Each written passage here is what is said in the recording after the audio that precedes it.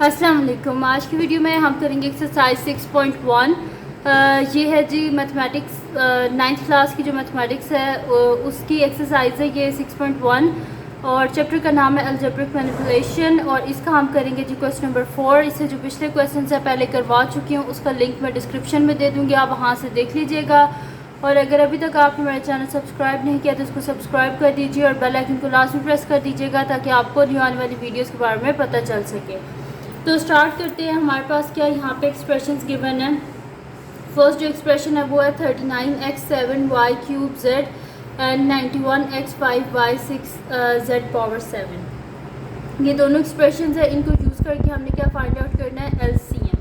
तो स्टार्ट करते हैं। सबसे पहले तो हमारे पास क्या है 39x7y³ z। तो सबसे पहले हम साइड पे 39 का LCM ले लेते हैं कि हमारे पास क्या आएगा।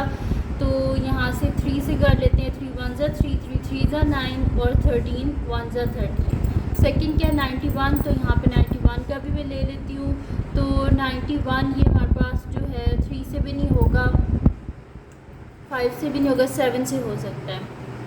तो 7 1 ज़ा 7, 2 कैरी हो गए, 7 3 ज़ा 21। ये डिविजिबिलिटी रूल की वीडियो जो है वो भी मेरे चैनल पे है, तो आप वो सर्च करना। वैसे मैं इस वीडियो के लिंक में भी दे दूँगी। और 13 1 ज़ा 13, उससे आपको पता चल जाता है कि जब हम LCM करते हैं तो किस डिजिट से जो है वो इजीली हो जाएगा। तो यहाँ पे मेरे पास आ गए इसके फैक्टर्स, तो मैं लिख लेती हूँ कि 39 का क्या आया था मेरे पास 3 × 13, ठीक है। फिर उसके बाद 3 × 13 और फिर क्या x पावर 7 है, तो 7 को x की पावर 7 है तो हम x को 7 टाइम लिख देंगे। तो मैं यहाँ पे डॉट डॉट करके यानी कि मल्टीप्लाई, डॉट जो होता है ये भी डिनोट करता है मल्टीप्लिकेशन को, तो मैं यहाँ पे फिर लिख देती हूँ 7 टाइम x को। तो 1 2 3 4 5 6 7 और y³ है तो y को मुझे लिखना पड़ेगा 3 टाइम्स, तो y × y और फिर क्या है z। तो यहाँ पे मैंने लिख दिया और इसको कर देते हम अलहदा, ठीक है। ये हो गया मेरे पास। फिर क्या है मेरे पास 91x5y6z7।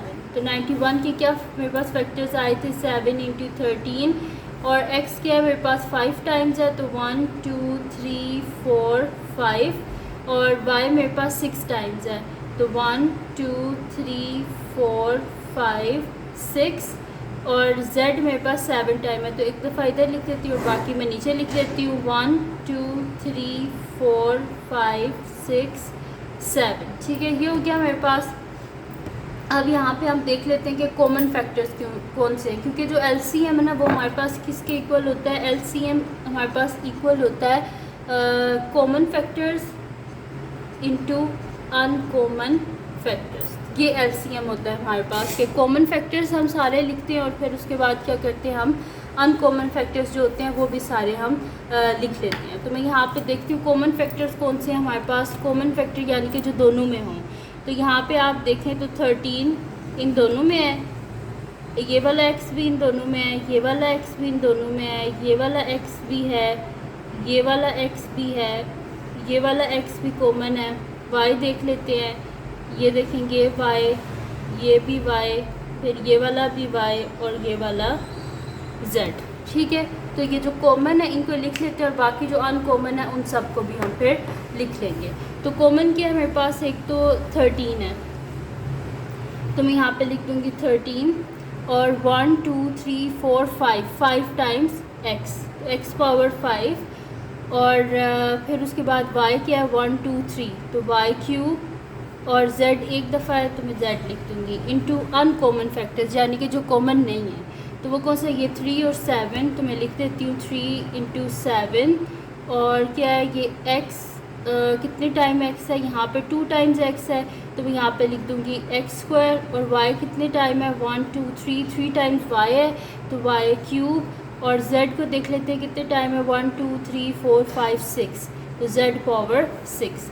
अब ये हो जाएगा मेरे पास यहाँ पे कि 13x5y³ z × 7 3 ज़ा 21 X square Y cube Z 6। तो ये मेरे पास हो जाएगा, इनको मल्टीप्लाई कर देते हैं, जो मेरे पास डिजिट्स हैं उनको डिजिट से और जो वेरिएबल्स हैं उनको वेरिएबल से यहाँ पे हम मल्टीप्लाई कर देते हैं। तो 13 इंटू 21 और जो हमारे पास वेरिएबल होते हैं वो जब मल्टीप्लाई होते हैं तो उनकी पावर ऐड हो जाती है, यानी कि एक्स की पावर 5 + 2, वाई की पावर 3 + 3 और z की पावर जिसकी कोई पावर नहीं होती उसकी पावर 1 होती है, तो 1 + 6। तो 13 को 21 से हम मल्टीप्लाई कर लेते हैं, तो मैं यहाँ पे लिख लेती हूँ 13 इंटू 21। तो इसका मेरे पास आंसर यहाँ पे आ रहा है 273। तो मैं यहाँ पे लिख लेती हूँ 273। तो यहाँ पे लिख लेते हैं 273 और 5 + 2 क्या होता है 7, x पावर 7, y की पावर 3 + 3 6 और z की पावर 1 + 6 7। ठीक है, तो ये आ गया मेरे पास इसका आंसर। और यहाँ पे क्वेश्चन नंबर 4 का जो फर्स्ट पार्ट है वो कंप्लीट सॉल्व हो गया, जिसका आंसर हमारे पास आ गया 273, x 7, y 6 और z 7। ठीक है, तो यहाँ पे सॉल्व हो गया। अब हम करते हैं इसका नेक्स्ट क्वेश्चन, वो मैं नेक्स्ट शीट पे कर लेती हूँ। तो यहाँ से नेक्स्ट शीट कर लेते हैं आप।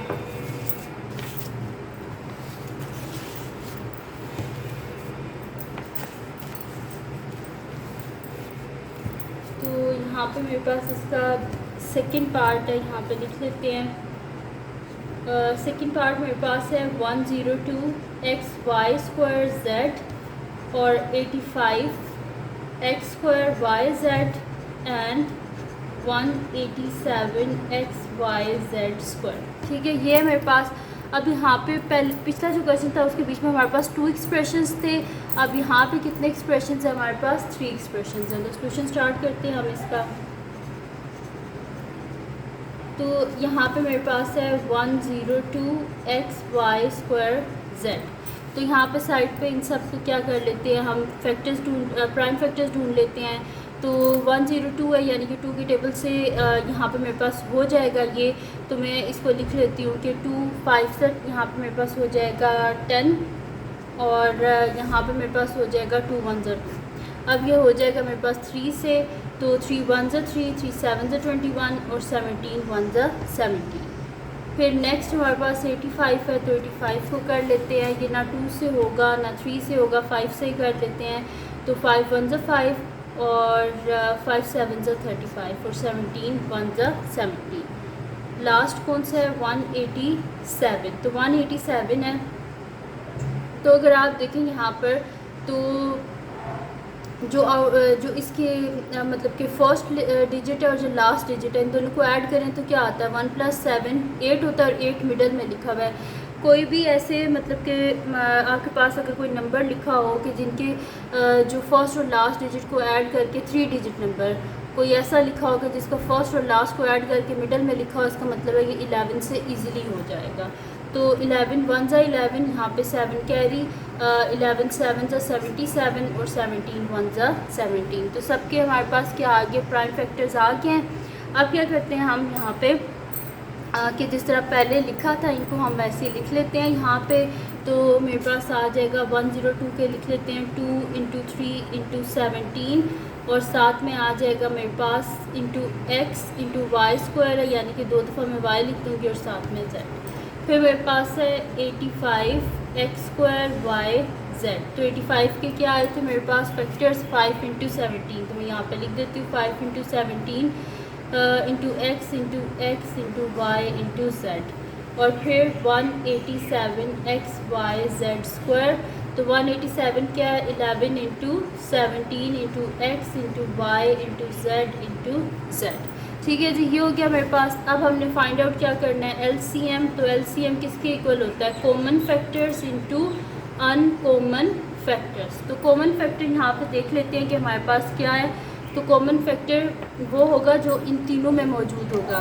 तो यहाँ पे आप देखें तो ये 17 इधर भी है, 17 इधर भी है और 17 इधर भी है। ठीक है, ये हो गया 17, ये हो गया एक x हो गया, ये हो गया y और ये हो गया z।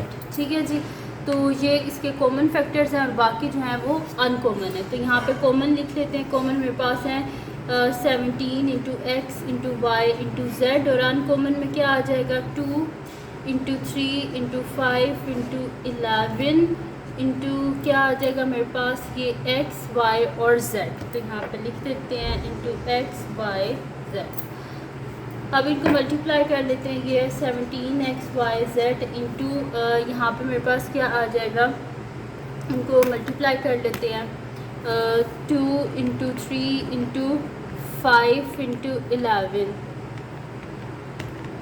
तो यहाँ पे मेरे पास इसका आंसर क्या आ रहा है, इनको मल्टीप्लाई करके 3 इंटू 5 इंटू 11। तो यहाँ पे मेरे पास आ रहा है इसका आंसर 2 इंटू 3 ये आ रहा है 330। तो मैं यहाँ पे लिख देती हूँ 330 और साथ में x into Y into Z. ठीक है, ये हो गया मेरे पास। अब यहाँ पे क्या है हमारे पास कि इन दोनों को मल्टीप्लाई कर देते हैं 17 इंटू 330 और बेस सेम हो और मल्टीप्लाई हो रही हो तो पावर क्या होती है, ऐड होती है, यानी कि x की पावर 1 + 1, y की पावर 1 + 1, z की पावर 1 + 1। इन दोनों को हम आपस में मल्टीप्लाई कर देते हैं 17 इंटू 330।